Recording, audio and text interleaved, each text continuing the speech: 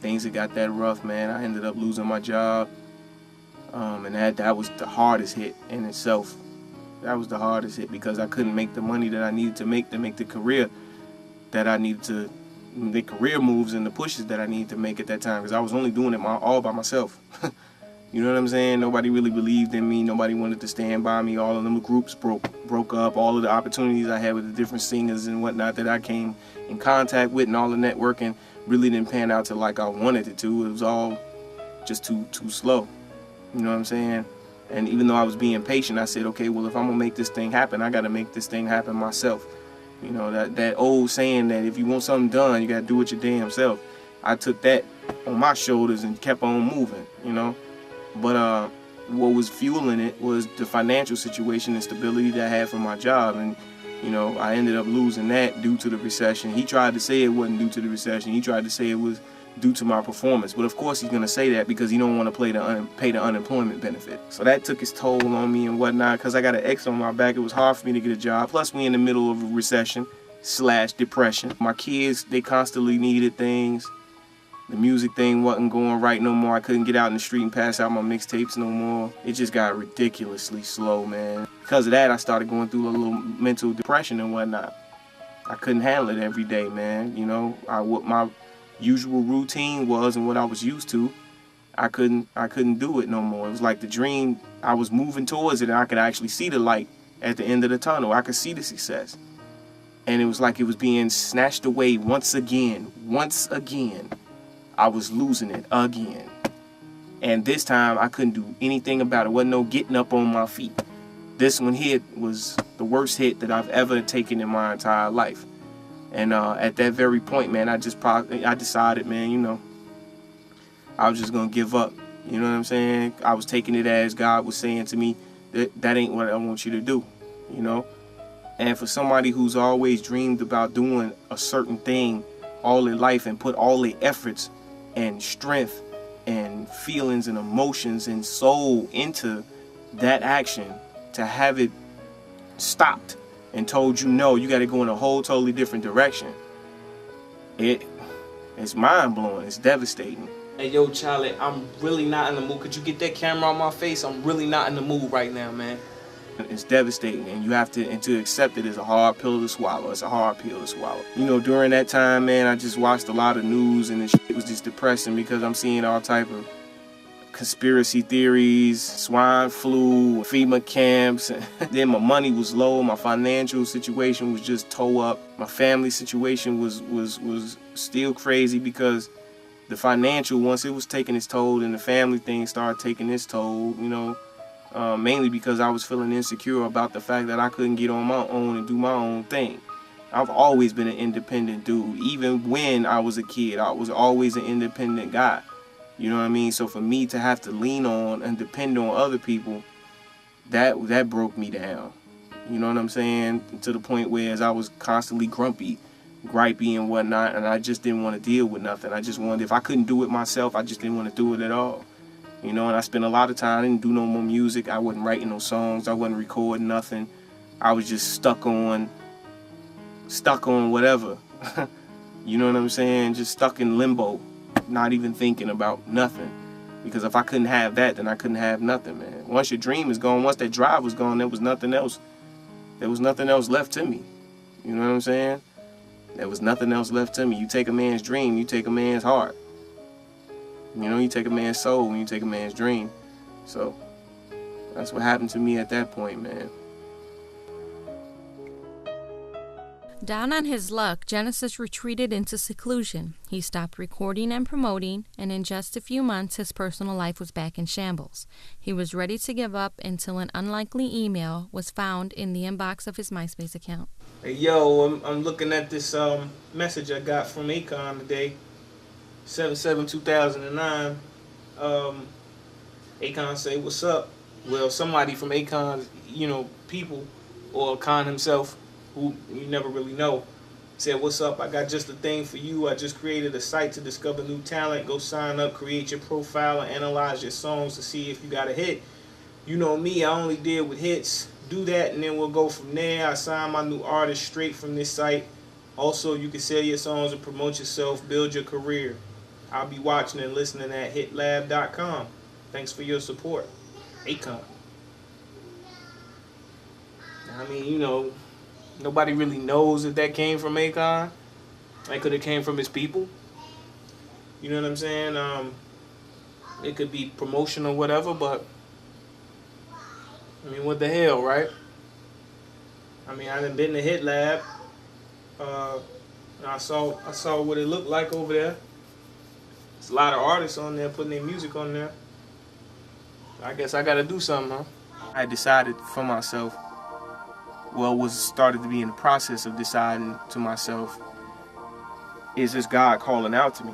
You know what I'm saying? Is this God saying, okay, I had to break you down for a minute and show you, you know, that you had to lean on me for a minute? Or, you know, was it the situation that the devil just wasn't trying to, you know, the negative forces wasn't trying to let me in the door, you know, for whatever reasons, because this is my calling, this is my mission in life, to do something in this music, some way, in some shape, form, or fashion. And I know this because I can't put it away. I just can't kick this to the curb like this.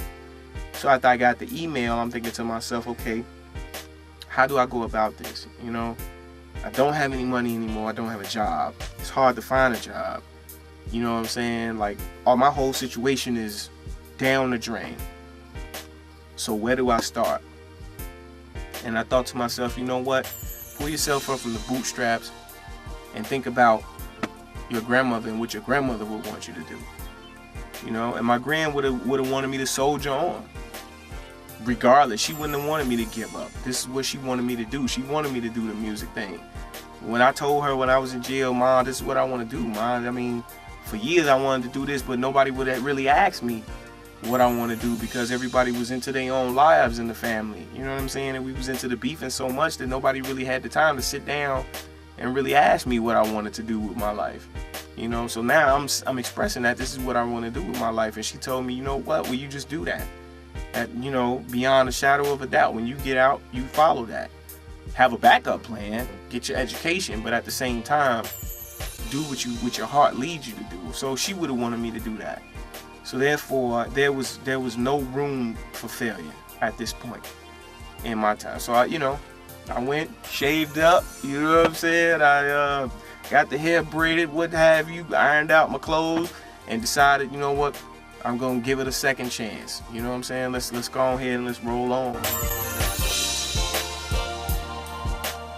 You know, I'm a impulsive guy, man. So right around the time where I decided I was gonna come out of the little rut or whatever to start doing music again, because you know Mike from Flatterman had hit me up and he was like, yo man, why don't you do music again, like what's going on with you? And Viper Graphics, Rob, they hit me up, and I'm like, man, people in Germany hitting me up, Rail One hit me up, you know, all the people that really cared about my music career and cared about my music and liked my music, even fans was hitting me up like, yo, where you been? You know, so when I decided to just go ahead and just put myself back on track and get back into the music, you know, I started listening to beats or whatever, but I had something I had to get off my chest, man, and that's when I ended up doing the song My Last Prayer, because I felt like it was my last prayer, man, to God, like, okay, you know, if this is what you want me to do, then you're gonna have to show me, you know, the path and the road to go down, because I don't know where I'm going. I don't know which way is up right now. So it's just something I had to really get off of my chest. So that's when I wrote, you know, this is my last prayer. I'm in pain, I got my head down, walking in the rain. 2 seconds from being crazy, 1 from going insane. Depressed, I'm stressed, eviction notice served. What's next? I got babies to feed, bills got they foot on my neck. My mother passed cause she had no health insurance for surgery. My daughter is sick, swine flu infesting the nursery. My music career's dead, got my hands on my head. Relationship is strained, we sleep in opposite beds. I'm all fucked up, drinking just to escape my misery. Enemies doing evil ish to try and get to me. So actually I'm ready to give up and check out, cause this world is full of hate, greed, chaos and doubt. I've been a victim of child abuse, suffered neglect. I can't trust my own friends cause they all about a check. So I kneel down and ask heaven take me from here, and being told no's the only thing I fear. Cause I spend days trying to get myself right, but no one knows the type of pain I fight. Cause every time I make my way to the top, somehow something's trying to get me to stop. Man,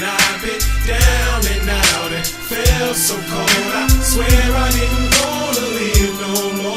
So I fold my hands, calling to my Savior. This is my last prayer. Actually, the level of the production has stepped up. I started working with a guy named Cashmere Royale from Colorado. Before, you know, the big recession and the big dip in my life, I had reached out to him and I bought a track from him, and the track was ridiculous, you know, and it just spoke to me when I heard the track because it had a sample from Journey, the Who's Crying Now song, and immediately when I heard the track, I heard the song in my head, words and everything, but I just didn't, it wasn't clear. You know what I mean? Like, I know musicians and writers, they feel me when I say that. It wasn't clear what needed to be said, but I can hear the pattern. I can hear the formation of it. You know what I mean? And it took me that long to write it, but then that's like I can say, it was meant for me to do the song now and not then. Because like now I'm in that mind frame and that set soul frame to actually do the song. You know, because I had the ideas. So what I did, I took the twist from it. I listened to their song, and then I took it and put a different spin on it. And I thought about 3 examples in my life that I know, either myself or people that I know who failed but then succeeded, and it seemed to fit my train of thought and my thought process at the time. So that's how Who's Crying Now came about. It was the best of times and the worst of times. You could see she crying, tear tracks up and down her face. You could see she dying inside, her heart so crushed. She suffered much too much. He brings pain even with the slightest touch. It's been years since they were close, and now they close to demolition. She screams, baby please. He hears but never listens. The kids watch, confused and sad, helpless but still mad, thinking how can a monster be my dad? On cold nights she sits at home waiting by the phone with real evidence of the fact he's probably not alone. He's back and forth in prison, struggles with an addiction, leaving her a single parent with a huge mission, wishing that she had a way out of a situation. Fed up, she left him during one of his incarcerations. By the time of his release, true love she found. He kept going down. She cried then, but tell me who's crying now?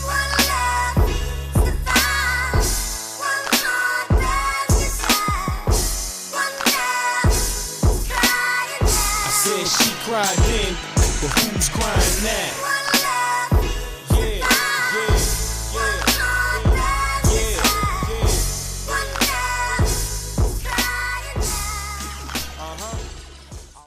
I started working with a lot of St. Louis artists real heavy for some strange reason.